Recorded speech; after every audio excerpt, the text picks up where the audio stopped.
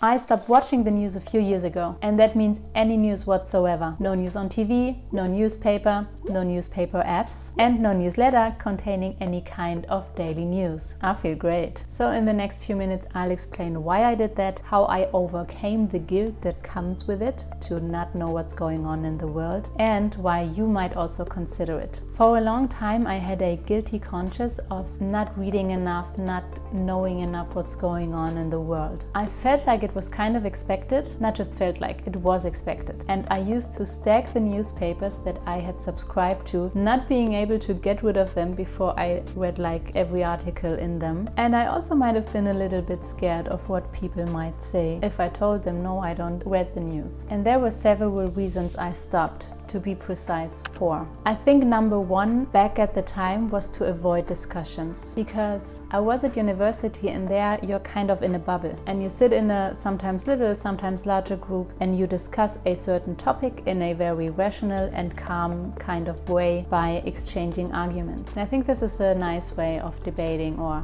have a discussion. But outside of that bubble, discussions, especially about politics, can get very emotional and they can get very heated. I found myself in situations where I was insulted for having a certain opinion. And I've seen people fight and get very angry over political discussions, and I just didn't want to be part of that.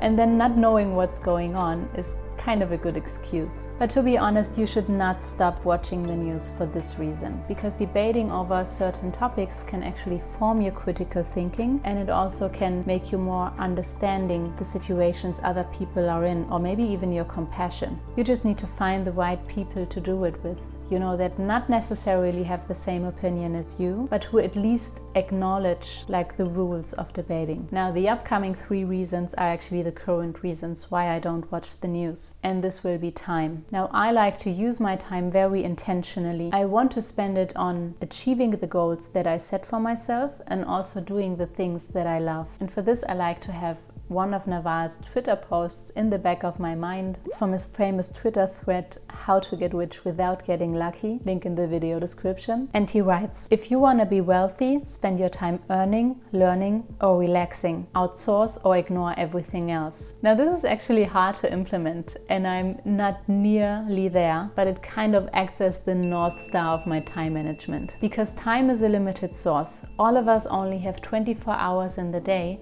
minus the 7 to 9 hours of sleep we should get. And even if you're like extremely productive and efficient, there's only so much you can do in one day. And reading or watching the news can take a significant amount of that time. For me personally, that is time that is missing for anything else. And watching or reading the news takes time not once, but twice. The first one is the actual time that you spend watching it or reading it. But after that comes the time where you think about what you watched or what you read. Maybe it even triggered some emotions that you have to deal with now and that might influence the rest of your day. And that brings me to my next reason, negativity. So the absolute majority of news are negative news. I think it has to do with the sensation hunger. And news are about war, they're about crimes, and they're about how bad everything is. And I heard an interview with Harv Eker who said that CNN stands for constant negative news. And the problem here is that it triggers fear. But fear is already hardwired into our mind, into our whole being. We don't need to nurture it any further.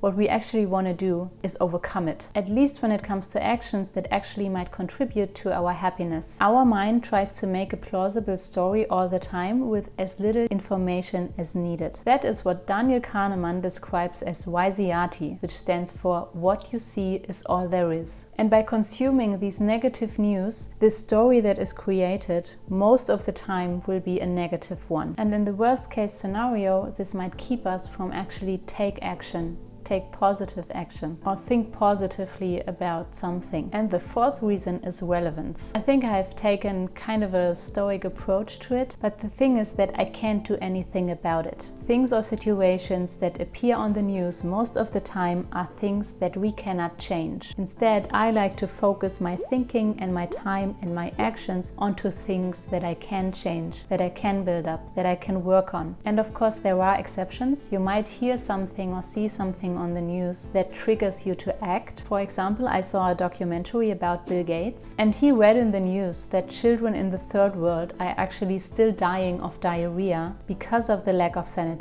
And he was so shocked that he actually dedicated the next couple of years of his life to build better sanitation for those countries. That definitely is one of the good things that can come out of it. Of course, only if you have a very strong bias to action, well, and in this particular case also to resources and knowledge and ability and people. But in most of the cases, the news will not be relevant for us, especially when it comes to political news. And what I learned as a political scientist is that the really relevant information, especially when it comes to, for example, the conflict between two countries, they sometimes get sealed, and they get sealed for the next 50 or even the next 100 years. So the real truth comes out in 100 years when it's not relevant anymore. Yeah, that was kind of disappointing when I found out. So these 4 reasons were one part of how I overcame the guilt of not reading or watching the news, because I have a, at least in my eyes, good explanation for it. The other part was learning that other people don't do it either. One of those people being Tim Ferriss, and I read it in his book, The 4-Hour Workweek, where he also reveals that he doesn't watch or read the news. Like I mentioned, I heard Harv Eker saying that in an interview as well, and also Daniel Priestley mentioned it in an interview. So hearing it from these, at least in my eyes, successful people, that they don't watch or read the news as well, definitely confirmed and inspired me to do the same. That is one of the reasons I did this video, so that I might also inspire you to do the same, at least for a couple of weeks, and try it out and see how you feel. It can definitely be hard to tell people that you don't watch or read the news. You might have to justify yourself, because somehow it's often a part of the identity of especially intelligent